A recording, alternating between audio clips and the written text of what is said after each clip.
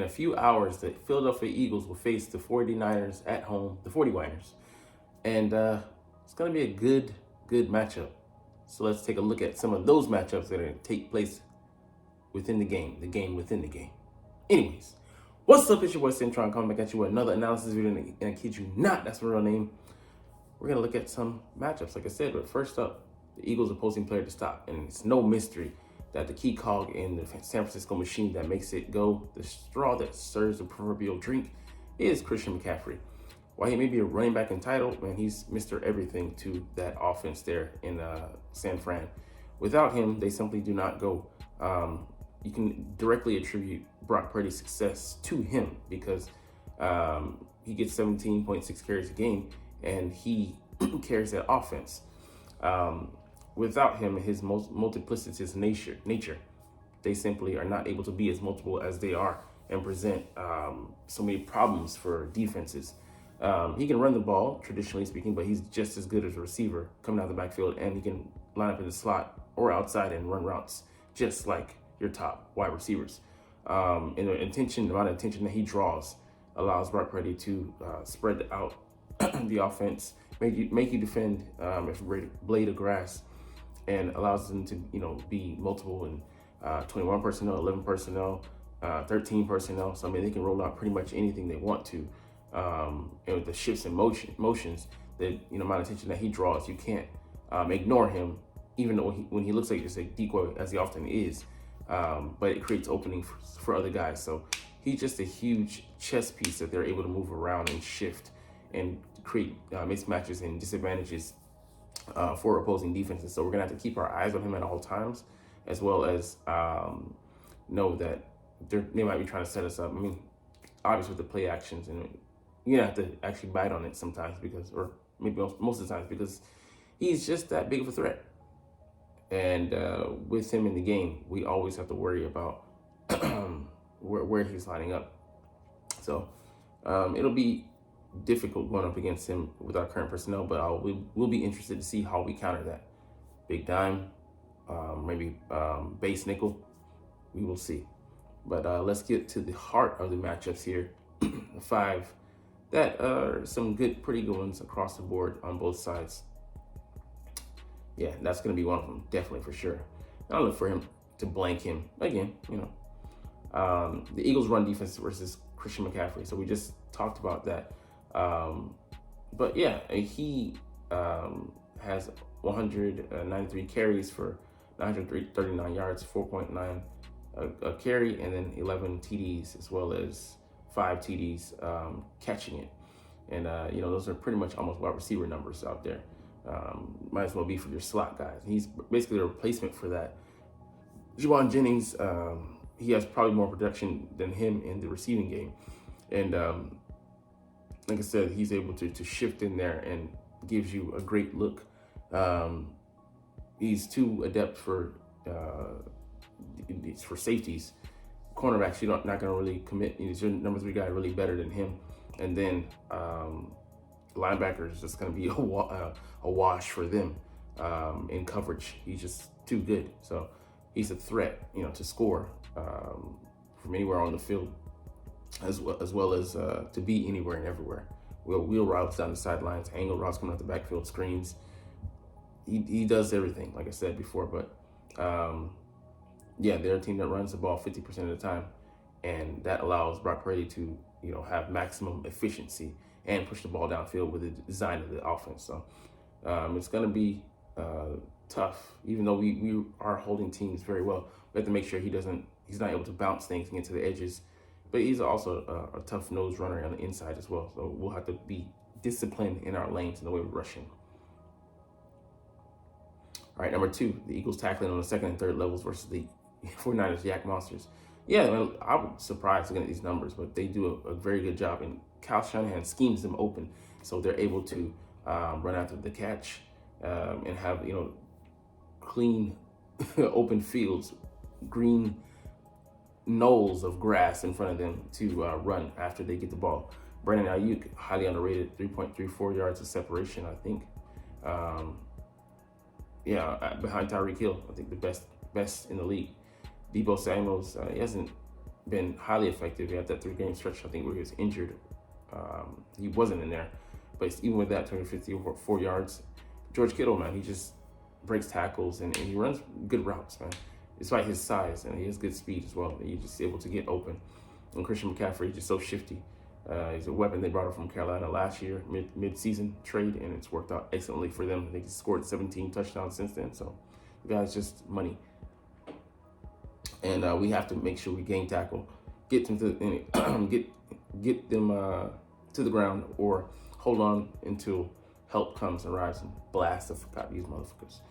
I'm hoping that we don't just let them run roughshod through our area of the field, and hopefully we can make them pay. Guys like Sidney Brown are going to be in there, I'm believing, more so than not. And Eli Ricks, he's not such a liability. We'll see. All right, number 3, where might the Eagles go feasting? I mean, it comes to no surprise, they didn't really do anything. I think this is the only new guys starter with Mike Michalowski. Yeah, he went over to, was it Denver? But he was a 5th-round pick in 2020, first-time starter. And none of these guys outside of Trent Williams is good. He's, all-pro, all-world tackle, the best in the game right now. But, I would say at least the best left tackle. We had the best right tackle in the game, maybe, in Lane Johnson. But these guys are all they're not even Jags. They're below average. They're piss poor. And he has like a 23 pass pro rating, which is just awful. And he was coming off injury, and he's not fully healthy. So we should be able to take advantage. Hassan Reddick, flip him with, Josh Sweat, put him on this side. And Brandon Graham, he had a sack against Trent Williams in the playoffs, the NFC Championship game last year. So Jordan Davis, potentially Fletcher Cox, but definitely Milton Williams, who has a very good run defense grade, as well as Jalen Carter, should eat these matchups alive. So 7 out of 10 turkeys. I fully agree with that. Shoot, might as well be 8. But I might be going too high depending on how they match up, because they're going to try to mitigate our strength by getting the ball out of Brock Purdy's hands pretty quickly. Short passing game, quick routes to get those guys into favorable positions, slants, and breaking routes that they can take advantage of, just getting off the ball fast. So hopefully we do some more bump and run, challenge those guys, and some fake traps like we said last week with the cover 2 trap with James Bradbury. But they're gonna maybe copy a little bit from the Washington Commanders game plan in both games, where they just look to keep things short. And yeah, they played the yak game with with us breaking tackles and such. So I'll be interested to see what kind of game plan Sean Desai draws up for this matchup. All right, number 4, the Eagles offensive line versus the Niners big name pass rush. So just in the passing game, you see the sacks they've had. They've had 10 since the Chase Young trade. And my thing is, I get it. They're a great aggregate of talent. This guy brings, power and strength inside. He brings quickness and speed. He brings quickness, speed, and some strength. And he brings speed, a lot of strength, and some craftiness on the outside. But I don't fear any of these guys just because of the line that we have.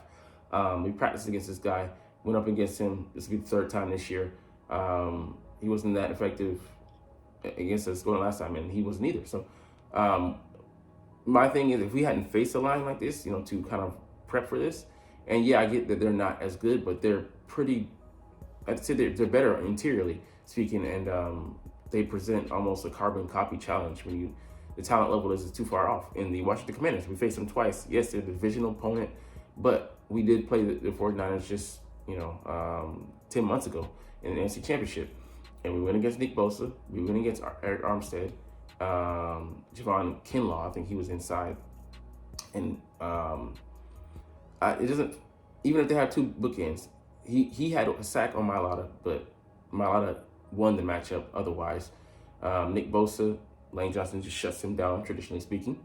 Javon Hargrave, he's quick, but I like Jason Kelce, and going up against him. And Eric Armstead, he might give Cam Drake some problems, but we have the Kelce and other guys to help out in the interior. And Landon Dickerson, I think he might be going up against either Armstead or Hargrave, but I would like actually Hargrave going against Cam Drake because he's actually a fast, quick guy as well. So I feel confident in our five, our starting five going up against their four. And yes, it they do have a pretty good damn second level in Dre Greenlaw and Fred Warner, but I believe that we can overcome them as well. So I mean, yeah, it's not anything we didn't face in the NFC Championship. So I think this is, for me, at the very least, it's a push. I actually see us having an advantage here with our five guys. They haven't faced an offensive line like this, and they won't face anyone like this all year. So, yeah, like I said, at worst it's a wash. And then even from there, we can implement our plays, and they have to hold up on the back end. Which, if you're able to get past, I mean, by time enough, yeah, they can be had. They can be had on that side, which we'll get to in a second. Here, number 5, Eagles wide receivers A.J. Brown and Devonta Smith versus Charvarius Ward and Doubledorf. I don't call him that. Demodor, Lenar. Like, Demodor, he's just a door. And, like, people love to harp on, like, they got shut down, 2 catches for 36 yards and 4 for 28. Yeah, the game plan, with the quarterback out, why would we pass the ball? Why would we put the ball in harm's way? We can just run it down your freaking throat and you can't do shit about it. So I believe we will come with more of a passing attack this time. And Charvarius Ward, well, I believe he's been having a very solid year, potentially a Pro Bowl year. A.J. Brown is just another beast. And we see he can be had. DK Metcalf is, a similar physical specimen to A.J., and he was able to win. We'll find some ways to scheme A.J. Brown free. And I think they're actually arrogant enough that they believe that he can cover him one-on-one. So that would work out favorably for us. So, hey, if he wins the matchup and that causes us to lose the match, hey, we'll live and die by that. But I don't believe that there's a cornerback out there that can hold A.J. Brown down by himself all game. So, yeah, man, it's going to be interesting. And then Dumbledore, being able to handle, he's a decent number 2, but Devonta is not he's not number 2. He's number 1. But he's that in our offense because we have A.J. Brown. But I believe he'll be able to win consistently against him. And he shifts into the slot, and we can take advantage of that. The guy on the outside when they do that, and Smith. So, they're saying Lenar is the stalker guy to put him on AJ. I think they're going to put Charvarius Ward on AJ because the way he plays aggressive, which cannot come back to bite him. And they do have Jair Brown, that rookie, starting in the secondary at safety, and we're going to test him and see how he holds up. So it's going to be an interesting chess match on several fronts because we're so evenly matched, more evenly matched than I would say than any other opponent, because they have a good defense, a great defense. That doesn't mean they can't be had though. All right, so bonus matchup here: the Eagles' run game versus the Niners' run defense. Again, another strength on strength with our O-line versus their D-line. Our run game versus their run defense. We got the guys in there to move bodies, man. And as great as a headhunter, Fred Warner is, and Dre Greenlaw, he can over pursue. And Fred, you just gotta hold him with the RPOs and different things, so that they'll cook up things to make sure they get him misdirected. And like I said, it's gonna be a chess match. Steve Wilks is a great defensive coordinator as well. And I'm just looking forward to this one so much. It's gonna happen a couple hours for you. Like for me, it's 8:00 p.m. now, but in less than 12 hours, I will be watching this. 10 hours I'll be watching this game. So it's gonna be exciting, man.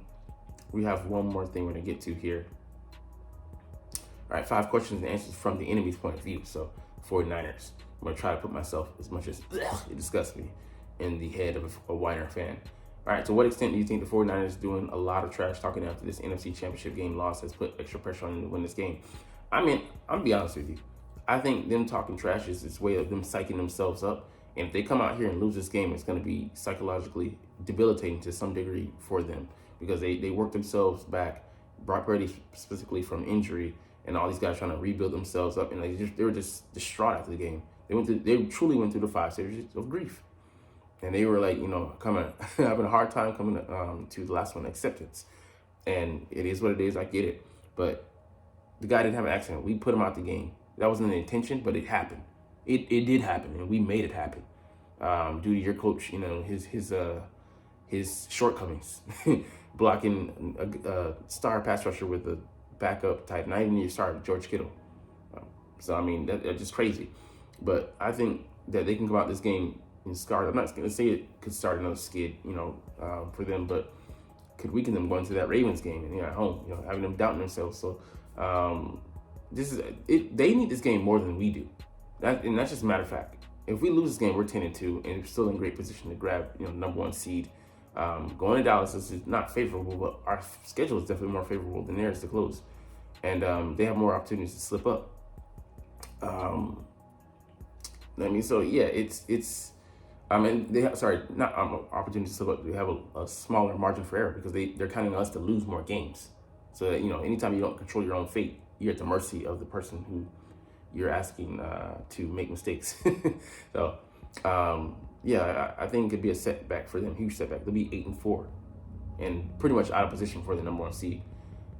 Number two, what went wrong during the 49ers 3-game losing streak and how they get back on track. So they had to rediscover themselves because they had injuries and they're a very top-heavy team, so they're not able to survive a number of injuries like we are here in Philly because we're built differently. I'm not saying that we're built differently, but we're built differently in our roster makeup because of our excellent GM, who I believe is the best in the game, in Howie Roseman.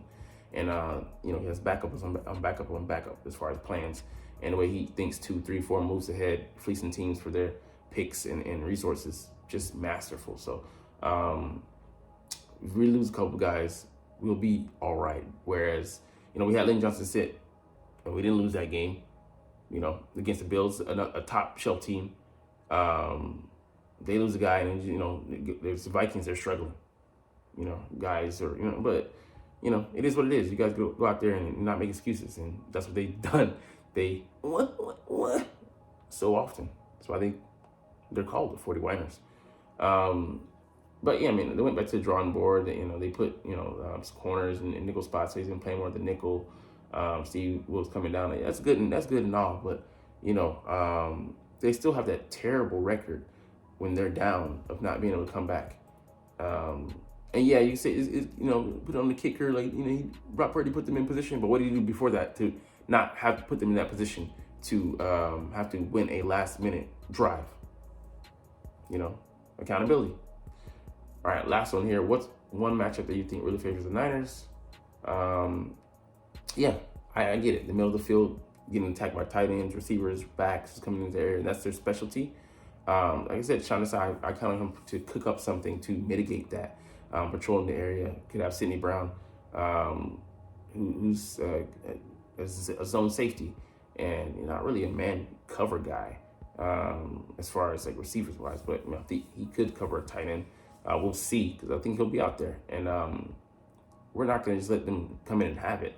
Like I said, I'm interested to see what he has designed to mitigate our weak point there, because we know it obviously, and quarterbacks been having a historical quarterback rating 95.6, I think it is, against us, and 6 touchdowns allowed to tight end. So hey, it is what it is, but I don't think we're just going. The great thing about us is we've made adjustments in every game, and some of them haven't worked out. But man, more times than not, Sean Desai has come out after halftime and has put us in good positions to play winning football and to handle our assignments and win, get off the field, and affect the offense that we're going up against negatively. So yeah, more times than not, we come out on top, and we've been effective. That's what matters, not the final numbers. And it's not just we encapsulate bend but don't break in philosophy, but it bears it out in the stats. You can see the first half and the second half are nothing alike. All right, number 4 here. What's one matchup that you think really favors the Eagles, favors us? Let's see, the O-line. Okay, our pass rush. Yeah, and if you're not able to protect Brock Purdy, he's not so good at scrambling in the pocket and then making room, shifting, getting him off his spot, and then he's not able to readjust and then get the ball downfield. So if we can rush and contain, not let him get out. He's not as slippery as Patrick Mahomes, but he's above, slightly above average in that category. So we have to be wary of him being able to leak out. And then he's always got his eyes downfield. He's looking to hit somebody else. So we'll see how that goes. But anyways, we're going to stop there. We're going to get out of here. But you're not even watching, though. But it's all good because I love talking about the freaking Eagles. I love making these videos, man. I'm so excited for this freaking matchup. Like I said, we're going to chunk these deuces. So as always, it's fly, Eagles fly, and let's motherfucking go. Like, comment, share, subscribe Thanks for watching. Check me out at Centron Anime, Centron Life, or Centron Laughs, or other social media.